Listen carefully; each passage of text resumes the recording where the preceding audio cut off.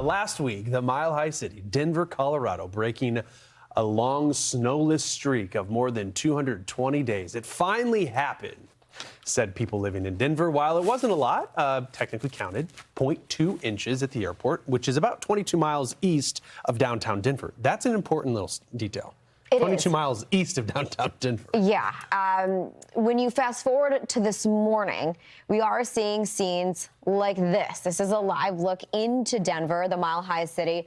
We'll continue to see this snowfall throughout the morning and into the afternoon. Denver, by the way, with its first substantial snow. Downtown Denver, Stephen, when you talk about locations, already reporting 6.5 inches of that fresh snowpack. But forecasting for the city, it can be tricky. And topography plays a huge role in who sees snow and who sees some big-time snow. Yeah, no doubt. Taking a break from the forecasting desk to speak to us is Kenley Bonner. Kenley is a meteorologist at the National Weather Service in Denver.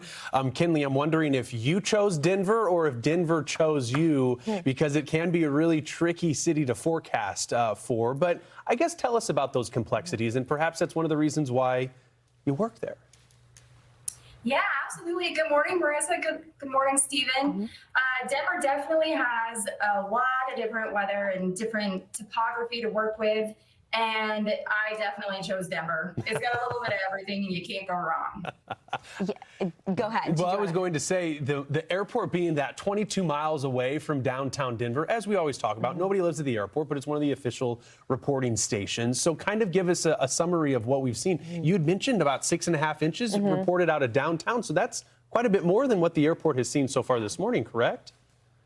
Correct. So as of the 6 a.m. climate report this morning, Denver was reporting just under 3 inches.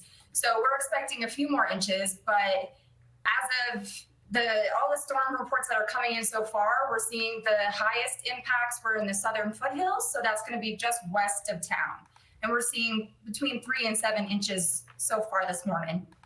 Yeah, watching the snow pile up can be really exciting, but also really problematic for the road. I always think of that drive I would make on I-25 from Colorado Springs or even Pueblo all the way up to Denver. You've got the Palmer Divide. You've got a change in elevation. I mean, can you talk about how that aids in some of the complexities with the forecast and snow totals? Because it's a very dramatic change in elevation, right, as you navigate portions of that corridor. Yeah, absolutely. Especially today with the Palmer Divide. Anytime we have that northerly upslope flow, the Palmer Divide is going to see significant impacts.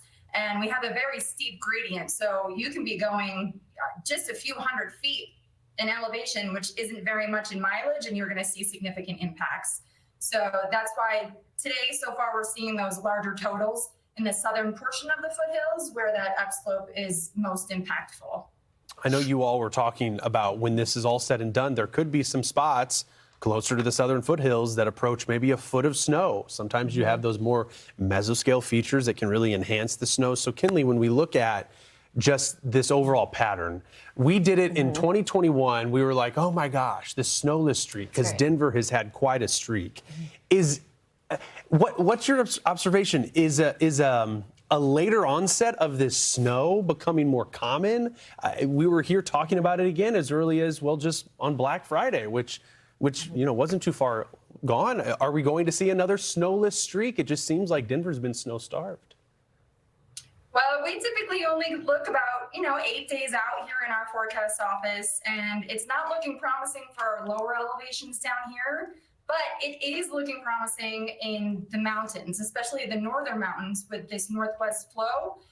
Looks like that's going to be sticking around for a while.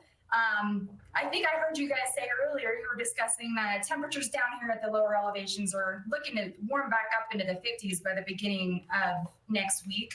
So that's going to, inhibit some snow falling down at the lower elevations. So it's not looking promising for us down here, but the mountains sure do look like they've got some promising uptick in our snowpack, which is super important. Yeah, we're looking at Breckenridge, Colorado from earlier. I know some of the resorts were able to open on time because they had the cold air, and they could make some of that snow. They just needed the cold to stick around. But there were areas, I know we featured Frisco, Colorado. They had to postpone some of their winter events because of the lack of snow. November, was that a generally Was it just too warm for part of November to lead in? Because Colorado, your resorts open pretty quick. That's right. Yeah, we were just experiencing unusual warm and dry conditions for this time of year. It's just what you have to deal with. Yeah, and it's, I guess, the economic impact. Yeah. Then it's a direct connection there. But the snow is falling today. And listen, things change fast. As we know, and as might come as a surprise to a lot of people, the snowiest month, is it March or April? It's one of the 2 months, Kenley. I mean, it's not the beginning of the season, it's the end of the season. Yeah. I mean, it's past all this cold weather. So we've got plenty of time to watch it. We appreciate the time, and maybe we'll see if that forecast verifies, looking for maybe a 10, 11-inch snowfall in the southern foothills. Appreciate it again. Kenley Bonner, meteorologist out of the National Weather Service in Denver. Bye, guys. Thank you. Enjoy that snow. Enjoy that.